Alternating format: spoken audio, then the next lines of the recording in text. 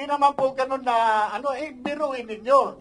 Ang mga tinatrabaho namin, based sa case operational plan, biglang ilalagay kami doon sa barangay Pinyahan at paghuhulihin lang kami ng piso-piso. Pag nahuli mo yung pusher, wala kang karapatan i-follow up ito. Kayo, Your Honor, galing kayo sa law enforcement. Pag nakahuli ka, pataas hubad, di ba? Pataas hubad, di ba yung trabaho natin? Eto, pag nahuli mo, tuldo ka na dyan. Wala ka ng karapatan i-follow up yan. Ganun po yung nangyari sa amin doon. Meron kang sinabi dito that yung pinatawag ka ni General Felizardo Serapio ng Liceo sa Malacanang. Nakalagay doon sa invitation, the Honorable Executive Secretary Paquito N. Ochoa Jr. has instructed this office to discuss with you the allegations you have publicly aired against the PDEA and its leadership. So ito na yung sinasabi mo ngayon. Ito po yung letter mismo ng Malacanang sa akin. But before we continue, I would like to acknowledge the presence of Senator Mark Villar. Thank you, Your Honor, for joining us. So, sabi mo pa, pinagalitan ka doon sa meeting na yun. Yes, Your Honor. Hindi totoong mga drug lord ang nahuli nyo. Yes, Your Honor, yun po. Minaliit po talaga. But hindi ka pinagalitan dahil dito sa operations. Lahat po Itong particular case. Lahat po yan, kasama po yan sa mga nabanggit ko po, Your Honor. Kaya Kasama po. Kasama yon. Yun nga po ang pinagtataka ko. Noon, wala po akong meron po may pressure sa akin eh. Hanggang sa nitong huli, na-realize ko na kung sino yung nasa likod, kung bakit ako tingnan nyo, Your Honor, wala na ako sa PDEA. Kinasuhan pa ako eh. Talagang, meron talagang dumidiin sa akin, Your Honor. Ito lang, November 30, March, sinarban ako ng 2 warrant. Hindi ko nga alam na may kaso ako eh. Naandyan yung complainant, Your Honor, nandito sa harap ninyo, si Atty. Del Valle. Pinailan ako ng violation ng Section 91 and 92. Kahit wala siyang personal knowledge doon sa commission of offense, tumayo sa complainant. Bakit? Anong sabi niya sa akin? Sorry, napag-utusan lang ako ni Gerald Cacdac. Sino ba si Gerald Cacdac? Ito ay tao. Siya ang nilagay ni Secretary Ochoa doon sa PDEA after ni Gerald Gutierrez. Nga noon po, Your Honor, hindi ko po iniisip kung sino-sino itong mga nasa likod na ito. Kung sino pumipin down sa akin. Ngayon, naisip ko na lamang, Your Honor. Okay. Let's focus on this particular issue muna. Huwag tayo pumunta sa iba. So, kinumpirma mo ba na talagang galing kay former AS Ochoa ang order na patigil ang operasyon? Yes, Your Honor. Kasi, yun po ang sabi sa akin ni Asek Gatapan. Wala naman po akong ibang paniniwalaan, kundi siya mismo na Deputy Director General for Operations ng PDEA noong mga panahon na yon. Kasi siya po yung Assistant Secretary. Kung hindi pa po ako maniniwala sa kanya, kanino pa po ako maniniwala? Mr. Chair, Thank if you. I may, Go ahead, Senator Jinggoy. who were present in that particular meeting? Ako, tsaka siya. Dalawa lang kayo? Ganun naman po mag-usap dun eh. Nung pinatawag ka sa Malacanang, dalawa lang kayo? Ay, sa Malacanang, Your Honor? Sa Malacanang po, ako, at saka itong si Director Police Director Serapio, at saka yung meron pang doon eh. Meron pa ibang tao, Your Honor. You briefed them that day? Sir, Your Honor? Did you brief them that day? Yes, Your Honor. Ito po yung, hindi ko na lang po kung 29 o 30 ako nagpunta, Your Honor. So after the so-called briefing, what happened? Ayun po, at after the briefing, yung nga po, binaliwala nila yung mga sinasabi ko. Sa kabila ng meron naman akong mga ipinakikita na pruweba patungkol doon sa mga tinatanong nila, pero sa kabila noon, wala na silang, sa akin, hindi sila interesado sa mga sinasabi ko, Your Honor. Okay, let me invite your attention, if I may, with the permission of Senator Bongo and Senator Robin Hood Padilla, and of course the Chair. Let me invite you to who you are. Yes, Your Honor. You were admitted in the PNP when? 1993, Your Honor. Exact date.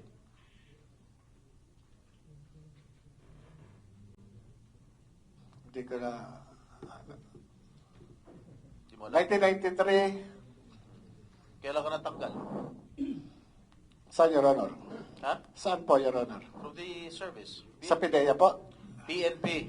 Sa PNP po, yung sinasabi po ni General Lasso, Just answer my question. Kailan ka natanggal? When were you dropped from the rolls of the Philippine National Police? matrap po ako, hindi ko na po matandaan, Your Honor, wala po sa akin yung dokumento ngayon.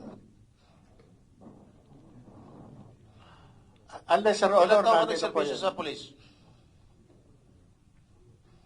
More or less 16 or 17, Your Honor. 17 years?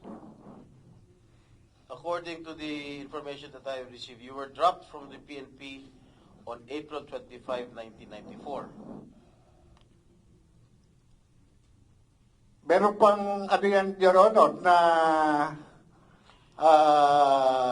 restored yan, wait, Your wait, Honor. wait. You were admitted, you said you told us 1993. Correct? Admitted to the PNP. Yes, Your Honor. Yes, Your Honor. You were dropped from the PNP role on 1994, the same month. Na-restore. What? Hindi po ako, hindi po ako familiar doon sa date. Kung itatanungin niyo po sa akin yung exact date, wala po sa akin yung eksaktong dokumento, Your Honor. Hindi mo alam kung kailan ka natanggal sa serbisyo? Your Honor, yung ganyang, hindi kailangan ko sa dokumento. Your Honor, Alam ko kung kailan ako nakulong eh. yun po, Your Honor, sa inyo, Kung hindi no? mo alam kung kailan ka na-drop sa PNP? Totoo po, kasi kung pagbabasihan po natin ang dokumento, Your Honor, Katotohanan yan. Your Honor, ang pagsagot kahit saan mang pleading, Your Honor, mabase ako doon sa dokumento, Your Honor. Hindi lahat ng pagkakataon, Your Honor, makakabisado ko yung mga dokumentong matagal nang nakalipas. Kung ano man yung pangyayari ng matagal nang nakalipas, hindi lahat po yun makakabisado ko o maaalala ko. Depende po, kung meron po akong reference na document, maaari ko po kayong masagot ng diretso, Your Honor. Alam mo, imposibleng hindi mo alam kung... Alam mo nga kung kailan ka na-admit sa PNP, hindi mo alam kung kailan ka na-dismiss. Your Honor, Sandali lang. Alam Yes. mo na na-admit ka noong 1993. Hindi mo alam kung kailan ka na-dismiss sa PNP. Your Honor, The following year na-dismiss ka na. Your Honor, yung sinasabi nyo drop, magkaiba po yung drop doon sa dismissal. Okay. You were dismissed a few months after, 1994 then. Your Honor, Service. Your Honor, yan pong ng PNP na yan, na-restore po ako sa full duty status. Meron naman po yan dyan na kung i-recall ko, ako ay na-restore sa full duty status. May mga po yan, may mga dokumento na nandiyan, Your Okay. Honor. Tell me the reason why you were dismissed. Dismiss or drop, Your Honor? Graft. Drop, Your Honor. Hindi ko... Give me the reason why you were dismissed from the service. PNP. Nagkasakit po ako doon, yan, Your Honor Yan yung naging basis ko noon. Your Honor, nagkaroon ng misappreciation of facts. Yan po yung naging ko doon sa PNP noon. Kaya nagkaroon ng restoration to full duty status. No, yung dismiss at dropping from roles ay ang kaso mo is awol. Kasi nagkasakit ka? Yes, Your Honor. Yan, na-restore po ako. Na-restore po ako nung panahon na yan. Kaya po ako nakabalik. Your Honor. Okay. You were reinstated 3 years after, December 30, 1997. Am I correct? Yes, Your Honor. Dahil nagkaroon ako ng mga, sa PNP rin, Your Honor, ang problema, hindi po sa akin. Dahil nagkaroon ako ng communication sa PNP doon dahil dyan sa, doon sa ginawa nila sa akin. Kaya, na-reconsider yung aking, yung aking pleading sa kanila, kaya nagkaroon ng restoration sa full duty status ko, Your Honor. And after which, 10 years after, you were suspended from July 1, 2007 to September 2007. Why were you suspended? Yan po yung sa trabaho nun, Your Honor, nung ano, no, parang, kung di ako nagkakamali, Your Honor, yes, sa pleb, kung di ako nagkakamali. O ngayon, naalala mo na. Hindi, Your Honor, ako sa akin, Your Honor, nire-recall ko yan eh. Kaya kung sasabihin nyo sa akin, yung mga exact date o ano bang mga ano, hindi ko po talaga, tatanong ko kayo, hindi ko talaga siya ano, pero nire-recall ko siya para at least mai-ano ko sa inyo, Your Honor. Okay, and then, 1 year after, you were dropped again from the PNP role. Why was that so? Yun po yung hindi ko na po matandaan kung anong nangyari noon, Your Honor, kung ano, no, doon sa sakit o ano man, hindi ko na po matandaan, Your Honor. Pero, Your Honor, yung sinasabi ni General Lasso na nagkaroon ako ng dismissal order, ito po, Your Honor, ito yung, ano, no, nawalan ako ng ano eh, nawalan ako ng ano no ng karapatan no ma-avail yung due process kasi meron tayong twin requirements para sa due process. Ito yung notice and hearing. Wala po akong natanggap na kahit anong hearing o notices na ako ay na-pre-charge o meron summary dismissal proceedings. Wala po ako natanggap. Kaya nga kung ako man ang PNP, pakitaan ako ng anumang dokumento na nagpapatunay na ako ay nag-file ng anumang pleading para kontrahin yung anumang sinasabi sa akin doon sa pre-charge o anumang summary dismissal proceedings. Wala po eh. Kasi hindi ko po na-avail yung due process na yan. Yung sinasabing kanyan. Dahil nung panahon na yan, nag-re-entry na po ako sa PIDEA ng 2009.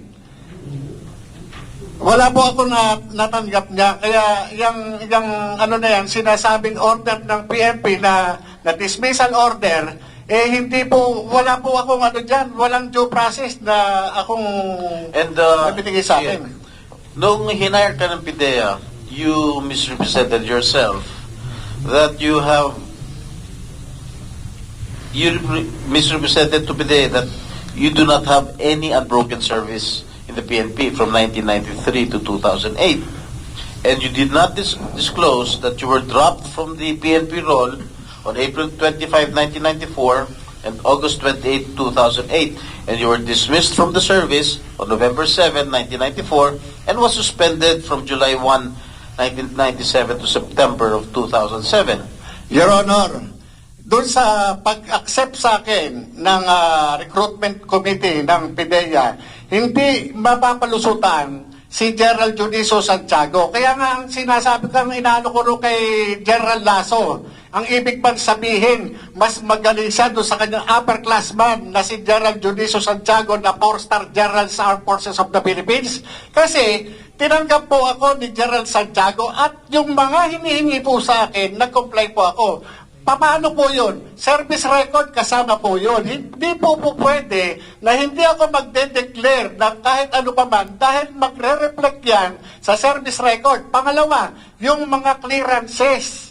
Kasama po yan doon sa recruitment process. Hindi po ako i-appoint ng Philippine Drug Enforcement Agency kung ang aking mga dokumento ay kamas-kamas. Alam naman po natin na si General Santiago hindi po basta-basta mapapalusutan yan. Sandali lang. Kaya nga hindi mo nga sinabi yung katotohanan. Sinabi po, Your Honor. Na-dismiss ka sa PNP. Dahil nga po, meron akong kaya tinawag po nila ako, nag-comply po ako. Siguro may backer ka. No, Your Honor, hindi po sa backer, wala po akong backer. Nag-comply po ako kung ano man yung requirements, Your Honor. Dahil kung ako ang PIDEA at alam kong meron kang mga kaso sa Philippine National Police, na-drop ka, na-dismiss ka, na-suspindi ka, finailan ka ng kaso, hindi kita kukunin.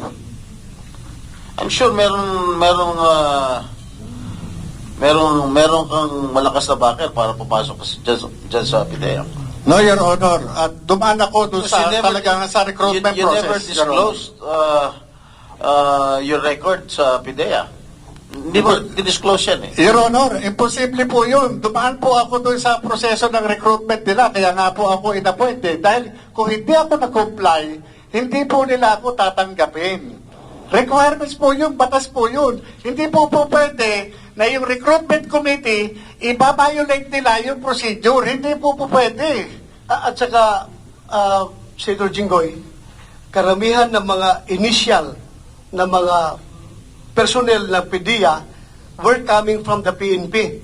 Kaya imposible makapagtago ito ng kanyang identity doon sa mga polis na nandun sa PDEA kung ito yung mga kaso niya, hindi niya dinidisclose. Your Honor, tama po yun. Kasi nung panahon na yun, kung di po ako nagkakamali, ang hepe o acting director ng Human Resource Management o yung admin ng PDEA ay police.